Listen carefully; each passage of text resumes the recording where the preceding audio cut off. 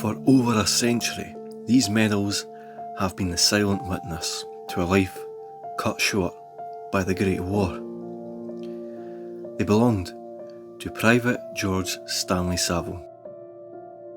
Whilst his sacrifice was recorded by the army, his memory back home simply vanished. He wasn't a famous general or a great war poet.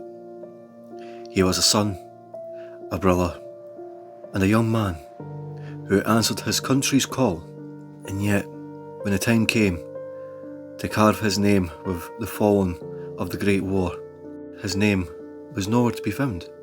This is a story of how a soldier can be forgotten by his own community until a century later, two determined historians finally brought his memory home. This is a story of Private George Stanley Saville, from a quiet life in Yorkshire to a brutal death in Flanders, and a legacy that was almost completely erased. George Stanley Saville was a young man with a bright future.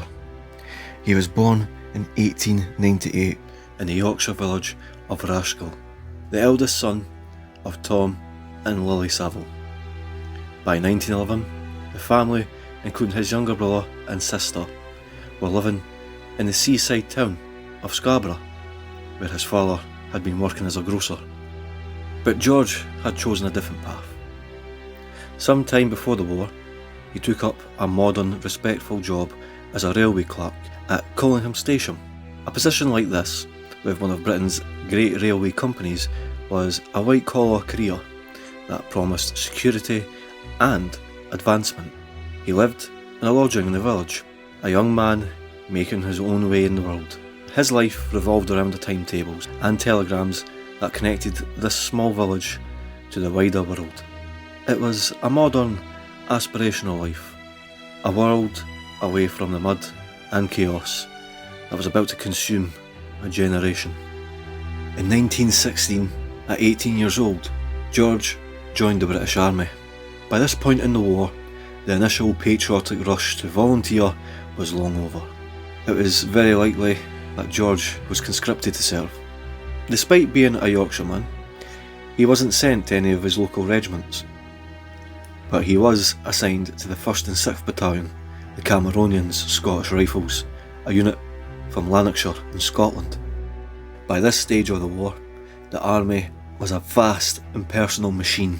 Casualties were so immense that men were simply sent wherever they were needed most, replacing the depleted battalions and regiments on the Western Front. Private George Saville was killed in action on the 21st of November 1917 in Ypres. He was just 19 years old.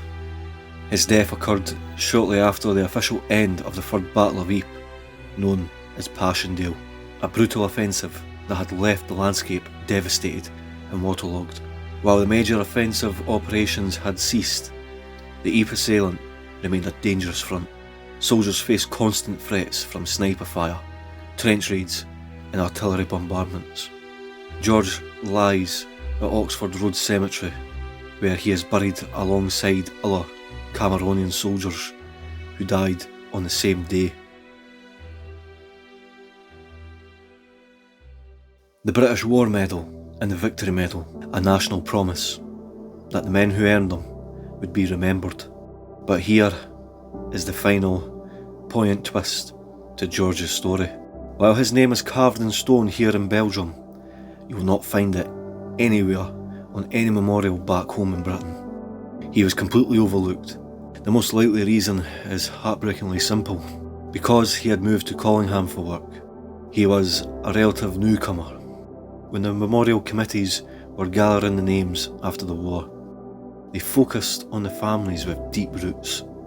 George, a young man lodging in the village, was simply forgotten.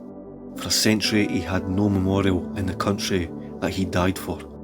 That is, until now. This is why the local historians in the Collingham area created this blue plaque, which has been placed at the back lane, exactly where the old railway station George worked at.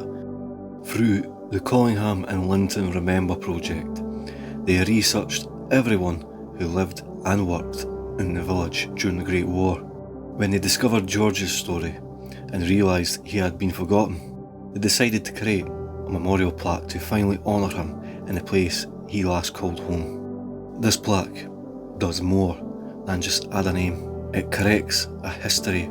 It ensures that George Saville is no longer the unremembered soldier of Collingham, and reminds us that every name has a story, even those that have been lost to time. Rest in peace, Private Saville. You are finally and fully remembered.